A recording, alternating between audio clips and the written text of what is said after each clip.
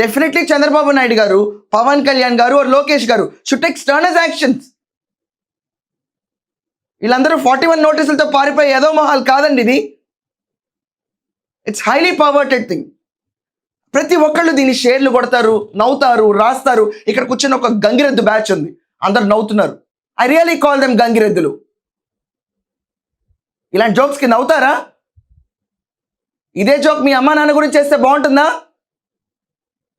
లేకపోతే ఇక్కడ కూర్చున్న వాళ్ళు పెళ్ళాలు మొగుళ్ళు ఉంటారు కదా, వాళ్ళ గురించి చేస్తే బాగుంటుందా? Don't laugh on utter non sense. అదే మన పైన వేసుకొని చూస్తే ఎంత గలీజ్గా అని ఆలోచించాలి ముందు. ఏమంటారండి షో చూసిన తర్వాత? యాక్షన్ తీసుకోరా?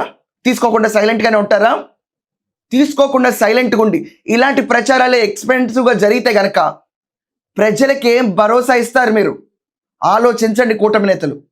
మీ పైన జరుగుతున్న దాడి ఈరోజు స్టాండప్ కామెడీ వేలో జరుగుతుంది. దీనిపైన స్టర్నస్ యాక్షన్ తీసుకోకపోతే ఇది మీ ఇన్కెపాసిటీ కింద ప్రూవ్ అవుతుంది. First safeguard the women in your house, then you will safeguard us.